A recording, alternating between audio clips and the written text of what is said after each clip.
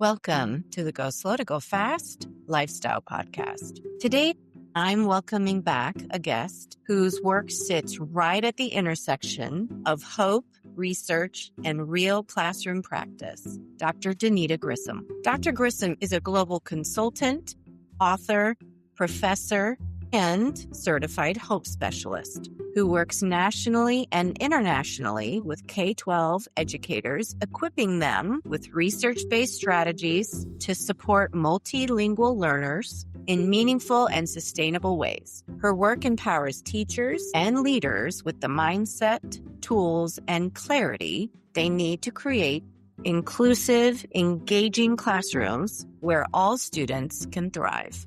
In this conversation, we're diving into her newest book, The Boost Playbook, and talking honestly about what it looks like to meet increasingly diverse student needs while educators themselves are stretched too thin. We explore the role of scaffolding, how AI can be used as a supportive tool rather than a stressor, and why self-care isn't optional, it's foundational. This episode is for educators, leaders, and coaches who want practical strategies and permission to slow down, think differently, and teach with intention without burning out.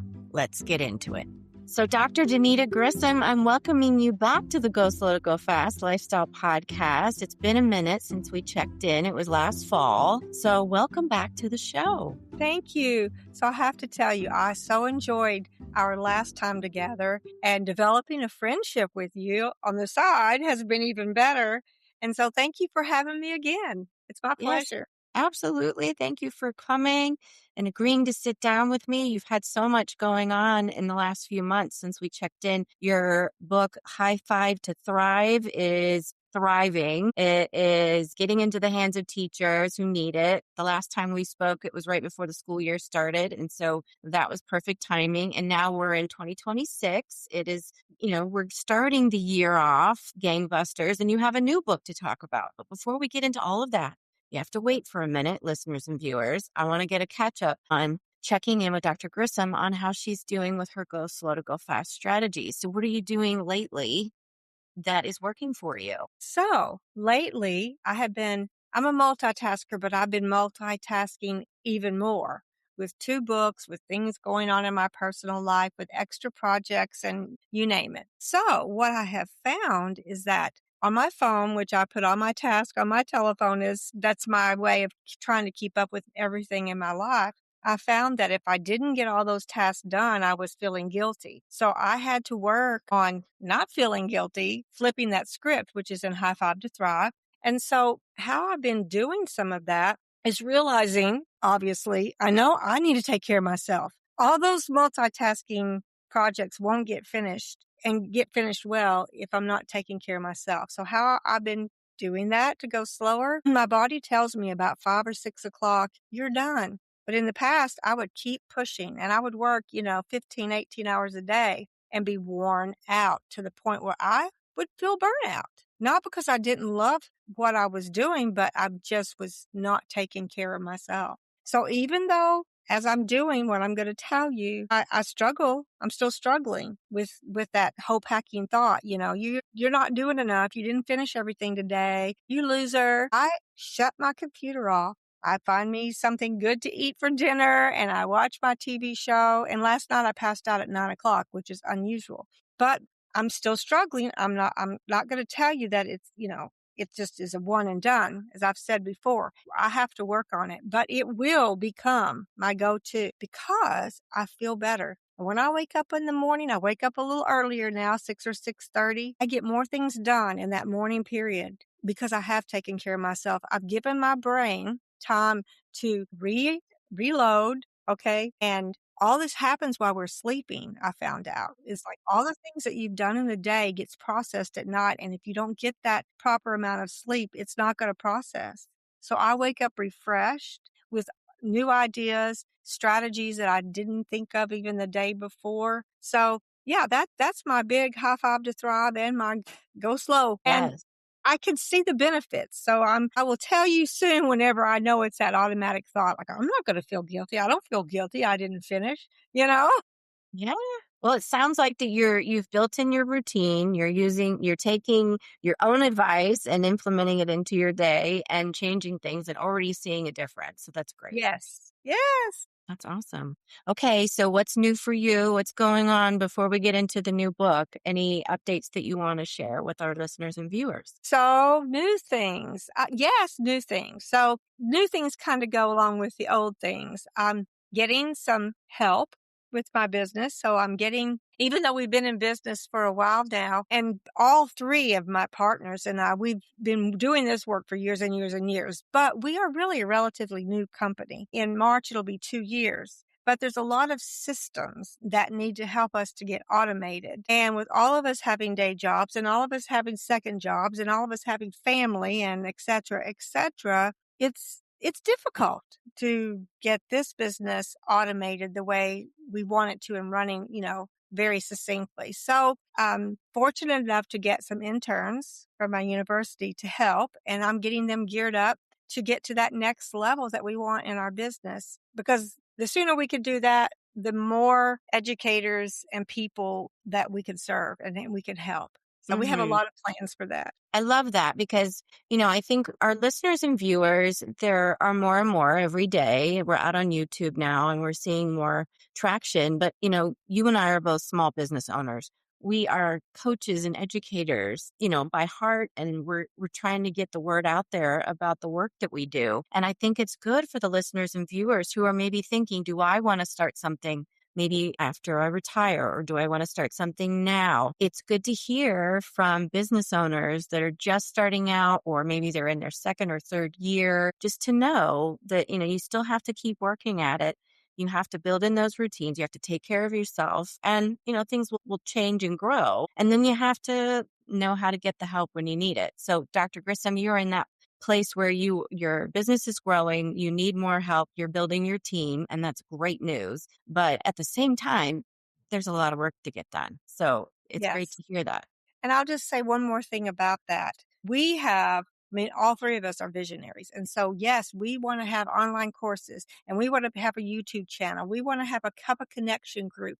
We have all of these goals. That business plan has no lack of goals. We have those goals. But my suggestion to everyone is you don't have to do everything all at once. And that was hard for me. My publisher even told me that. I may have mentioned this in the last podcast, but I'll say it again. We were expressing this like we don't feel like we've done everything we need to do, and she said it's a marathon, not a sprint.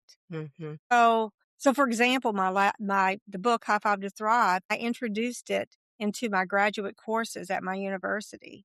That is, and that is actually that was something that I hadn't even thought of. Hmm. The thought came up. It was we call that low hanging fruit. It was an easy low hanging fruit. My goodness. My students, they send me emails constantly. Thank you, Dr. Grissom, for writing this book.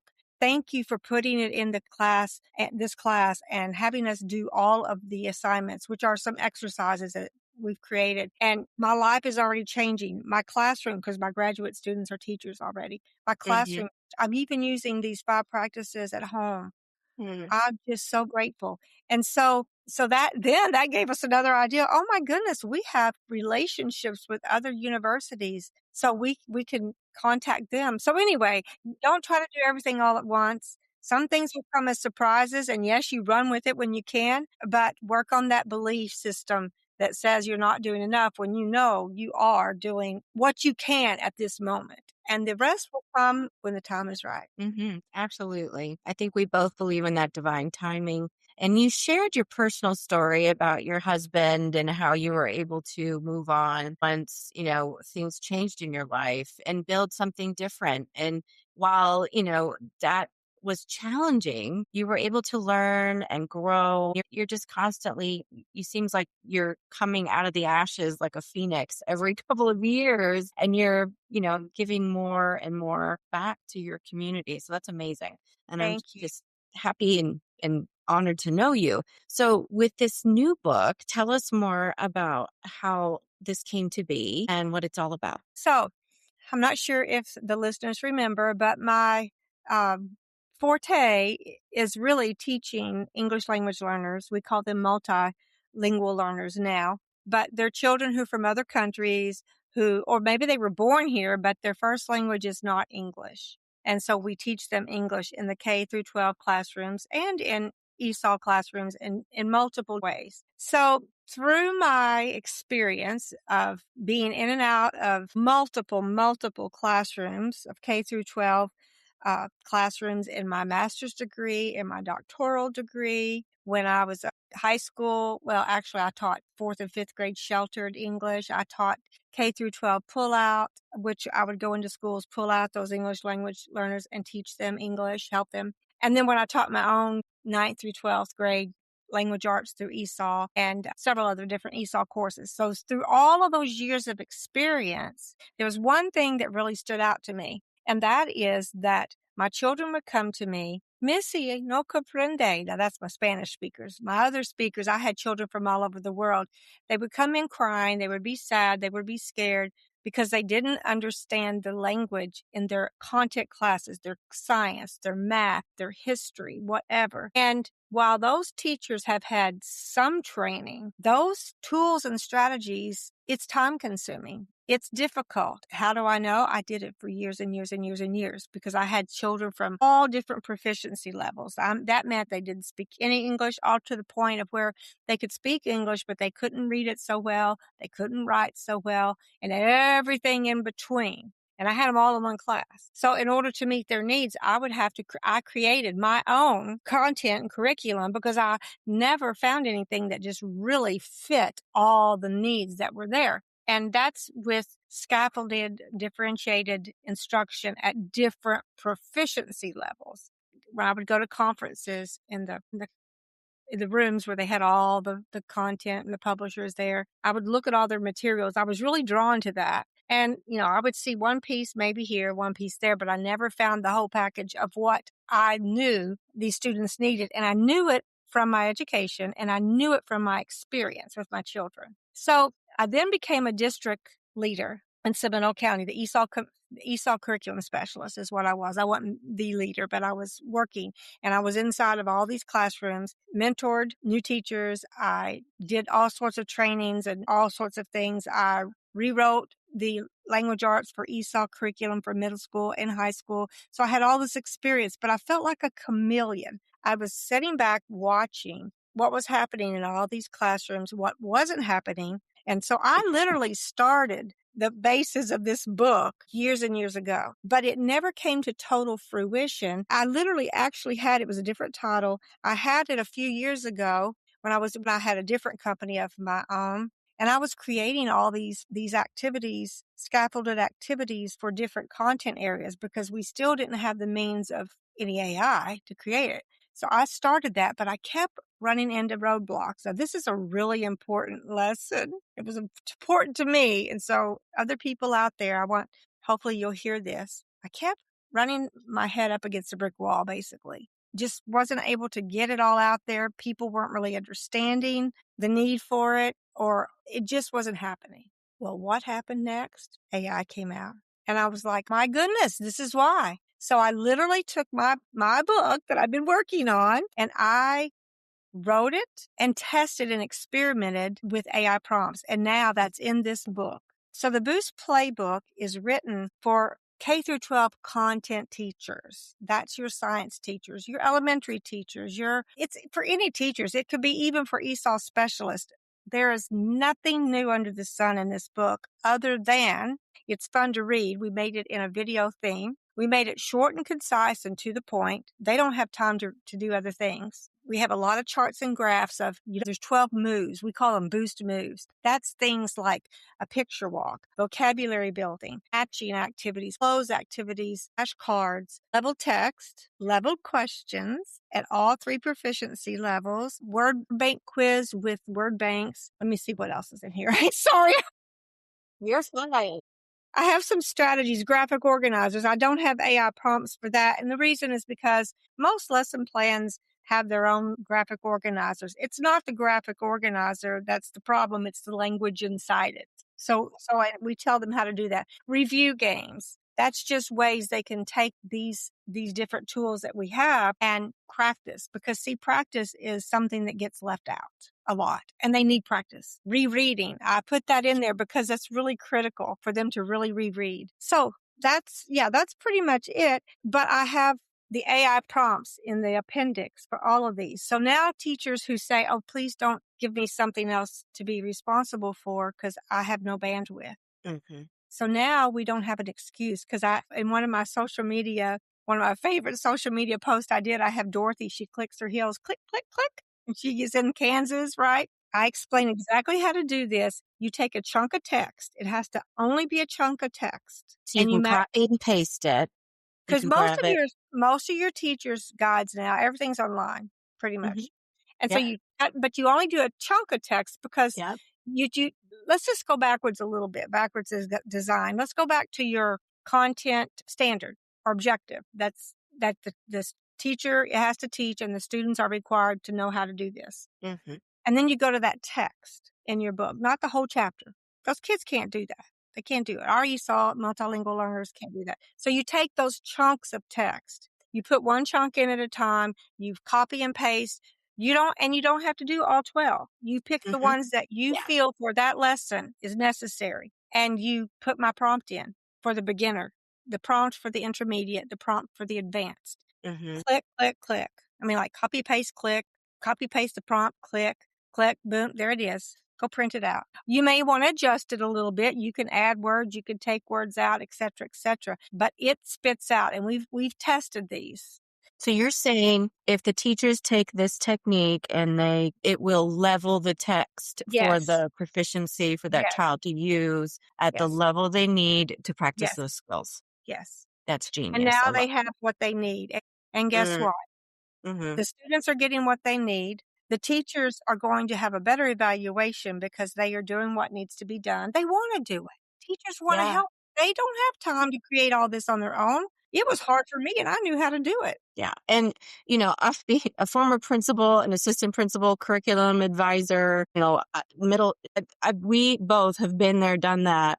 And I can't tell you the countless conversations I've had with teachers, librarians, other administrators, and staff. Like, there's no way you could get a library together that would have all the texts that you need. It takes teachers, teams of teachers, to go through the texts and set them aside, and lesson planning and PLC time. And you still need to use all those resources, but at least you don't have to worry about building those libraries of books. Exactly. You can take the curriculum you already have and use this Yes. approach that Dr. Grissom is offering in her new book. What is the full title? Boost. So it's the Boost Playbook.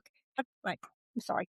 How The to Boost. engage and support multilingual learners in any classroom, Mm, any grade level, any content, anything. yeah. For you to use what you already have. So you don't have to buy anything else but the book. Content teacher needs this. Of course, obviously, we offer workshops. We will come to the school and train. One of our dreams and one of the things we're working on is an online course, but we don't have that ready yet. Mm-hmm. I would suggest training with it, but just one thing to read a book, but it's another thing to sit down with somebody and let's do this together. Because our workshops, this is exactly what we will do. You bring a lesson in, you bring a text in on your computer, obviously, bring your laptops, and it's going to be a working session. And when you leave here in an hour or two, you're going to leave with what you need for that lesson. You don't have to do this forever. Let's say you do this for 1 year, then you have it. You You have don't what have to you do it need again. until the curriculum changes again. But then that way you've got Right. this strategy to adapt to the new curriculum. And let me say this too, another thing about what you mentioned. I worked at a school for 2 years. It's been a long time ago, but I was their coach for English language learners and for the teachers. And so I would go into the schools, and the science teacher that I was working with, she was all in. She would try everything. But even some of the things, like she said, I have a whole classroom set of some of these little books that are written at a lower grade level, Yeah. but they don't match what I'm doing. Say for let's say the water cycle. I'm teaching them other things about the water cycle, not just the 3 steps. And she said, it's not in those little books. She's like, and so that was when I was trying to rewrite all the text. I was trying to level text for their each one of their textbooks. It was not easy. I didn't have AI. It was just me trying to rewrite it. It was hard, but I It's was very doing it. time consuming, and you need like specialists who understand so many different facets of curriculum, the vocabulary, the standard level Yes, requirements. You have to make sure that it's at the rigor of the standard, which we need to still make sure that's happening. But you also want to make sure kids are practicing with text that's leveled. yes. So it's It's a a lot. it's this is a game changer, Hmm. honestly. But I wanted to tell the story of how it was born because it's been born out of my years and years and years of experience. So, and from my heart of being a teacher and being with those teachers who are just overwhelmed with so many things to do and having all the different kinds of students in their classroom. And while learning a second language for multilingual learners is different than having a student in your classroom with low reading ability, but these scaffolds will help them as well. I'm Sure. just saying. That I makes don't sense. Yes, but the process it's different because the lower readers, they understand English because they're English native English speakers, but nevertheless having that to build comprehension, to have it at a Hmm. lower, proficiency level. And then of course, obviously I teach them also in the book how to pull them up to the next level. So for example, you have a beginner and some of the beginners have had some English language learning in their home countries. And so you give them the beginner stuff and they fly through it. You can then turn around and give them that intermediate packet. And literally that's how you can pull them up through to the next proficiency levels. Because when I was teaching the materials that I did write myself, because I was teaching high school language arts through literature. I had to teach them Romeo and Juliet. I had to teach them The Great Gatsby. Well, they didn't read that whole book. They couldn't. So I did several things to make it happen for the standards, but I would have it at proficiency levels and I would pull them up. And I was pulling them up at several grade levels in 1 year, which is hard, but that's how I did it. With your background in serving learners who are, learning English as their second language, and with my background in special education, I could have used these resources 20 years ago when we were Yes. creating our own. But that's how you learn. That's how you figure things out and figure out what's Yes. missing and where there is a gap in the Yes. curriculum. And so you've found that gap and you've used AI to create those prompts. So I think that's Yes. that's a great way to use AI. Cool. And I will mention this. Administrators, they need to know that this is out there because they're the ones that are as you know, are concerned with those learning gains because everything is connected with learning gains, your funding and your school grade, Evaluation, your your evaluation. ratings. So that's all stressful for them. So if they will know about this and will purchase these books and have us come in for the workshops, we can help change all of that. And you know, uh, I wanted to. Can I just read a little bit right Sure. here? Yes. So in the introduction, the purpose and vision, it says, "Power up your teaching and unlock student success." Welcome to the Boost Playbook, your ultimate game plan for helping multilingual learners level up in language and content mastery. Just like in a virtual reality game, every student starts at a different level, and your job as the teacher is to equip them with the moves they need to unlock new skills, break down barriers, and achieve academic success. The Boost Playbook moves aren't just another set of strategies. They're game changing moves designed to boost comprehension, engagement, and confidence. These ready to use moves can help MLs, we call multilingual learners MLs, progress through their learning quest without requiring hours of teacher prep. Yes, these moves will make your job easier and your instruction more effective, whether you're working with newcomers or advanced MLs. These adaptable strategies can help you meet them where they are and power up to the next level. So that's our little introduction paragraph. That is a game changer. And I think the more educators and parents that learn about this and leaders in education that learn about this book, hopefully will add it to their budget requirements for this coming year. So we're going to do what we can to get the word out. And Thank like we have connections at the university level because obviously teachers that are in these teacher Yes. preps need to learn about it too before they go out into the field, as well as the ones that are already in the classroom on the front line. So that's We're amazing. adopting this book already in a couple different courses, my methods courses, undergraduate and graduate. And we are adopting this also in a classroom management graduate course and in our what we call the infusion model. So everyone at my university, when they graduate, they have their ESOL endorsement. And Hmm. hi, there's Maggie. Maggie's my little helper. And so we have new Florida standards, and I'm right in the middle of creating our new matrices, meaning how are we going to meet these standards for the state, these new standards. And so we will be using this book. And so all the infused classes, so for example, techniques of teaching science, techniques of teaching math, techniques of teaching reading, all of that, they are going to be using this method. So I'm going to introduce it in the methods course. And then each time they have an assignment in one of these courses, which my whole teams don't know this yet, but my elementary, early childhood, and secondary, what I'm writing into the matrices with the state is that they're going to use this process, the Boost Playbook process, and they're going to create that science lesson, and they're going to choose the Boost moves that are appropriate. And so what they'll turn in a packet of these leveled strategies Hmm. for each one. So by the time they graduate, when they do their internship, they have to do this whole big teacher work sample. That will be their big assessment. They will have to do all the strategies for that whole big teacher work sample they do. But by the time they're there and ready to get in their own class, they would have done this like 6, 7, 8 times. They're going to graduate knowing how to meet the needs they'll be able to walk out of that door with their Yeah. certificate, their graduate, diploma in hand, and they won't be able to say anymore, I don't know what to do, because they've already done it Hmm. several times.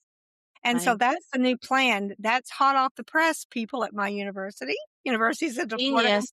I mean, And that's so, what we want. We want yeah. our teachers to feel prepared when they go into the classroom. So they're hitting the ground running literally, and they're ready to help kids day one. And right now, the research still tells us, unfortunately, that they don't feel that. They don't feel prepared. So it's my goal that they won't be able to say that anymore. That's great. That they will walk out being able to do this. So that's one of the other projects I'm doing now is I'm rewriting the whole thing because I'm the ESOL coordinator at my university. And so I'm the chosen one to do this. It's great work. I'm so honored that we get to talk to you. I know you're super busy and you're making Florida schools better. So we have to just build that nationwide now. Yes, we do. And thank you so much, Kendra. I just love being with you because you get it. You understand. And it makes it so fun to be on your show. Well, and I think that you're a voice not just for new teachers and, teachers that have been in the classrooms for a while, also administrators. Just it's a breath of fresh air to know that we're not done. We're not done learning. We can take this new tool, AI, that we're all aware of, and use it for the good in the classroom to help Yes. kids and make sure those outcomes are more positive. And, I'll just say, now that you said that, for teachers who are scared of I want to make it easier for them. So if they're sitting with me in my workshop or my working session or whatever we could call it, whatever we need to call it, or retreat, whatever, I want them to walk out going, well, gosh, that was easy. Hmm. Because I had teachers who had never worked with ChatGPT do this. I Yeah. experiment, and they were scared to death. One of my partners, to be quite honest, she was scared to death. She's like, I've never done this, Donita. Maybe you should get someone else. I said, no, you're the perfect person. Hmm. And she was one of them who tested it out, and she was like she was scared to death. But as we continued through what we needed to do, she's like, "My goodness." So she wasn't one of the authors. She was one of my partners who's not an author in this book. She was like, "This is amazing. My gosh. I get it." But to have me there to walk her through, to hold her hand and show her, like Yeah. her hands weren't shaking anymore at the end. Yeah. And think of all the amazing things that we can free up off of our plates if we just take this strategy out of the Boost playbook and use it. And then we're able to free up the human connection that needs to be happening in the classroom to build those relationships and focus on what matters, more and Yes. more. Yes. That's great. That's amazing. All right. Any final thoughts before I let you go, Dr. Grissom? Well, I've been working with some teachers in other countries as well. So we are available. We're here to help. That's our goal, is to help at the end of the day. So hope to see some of you soon. All right. And we'll make sure that all of the contact information is in the show notes. Dr. Grissom's website, so you can follow up with her offline if you're interested in purchasing her book or booking some workshops as soon as possible into your school division or local area. So thank you again, Dr. Grissom. Thank you. As we wrap up, I keep coming back to something that Dr. Grissom said. This work is a marathon, not a sprint. Supporting multilingual learners, navigating new tools like AI, and continuously adapting our practice requires both strategy and sustainability. The Boost Playbook offers practical, approachable tools that meet educators where they are, while reminding us that scaffolding, collaboration, and continuous learning are key to creating classrooms where students and teachers alike can succeed. If this episode resonated with you, I encourage you to explore Dr. Grissom's work, reflect on where you might need to slow down to go faster, and consider one small shift that you can make this week. Whether that's trying a new strategy, rethinking your workload, your routine, or simply prioritizing your own well-being. As always, thank you for being here and for choosing intention over urgency. Until next time, the light in me honors the light in you. And as you head into the rest of your week, let your light shine through. Go slow to go fast, and thanks for listening.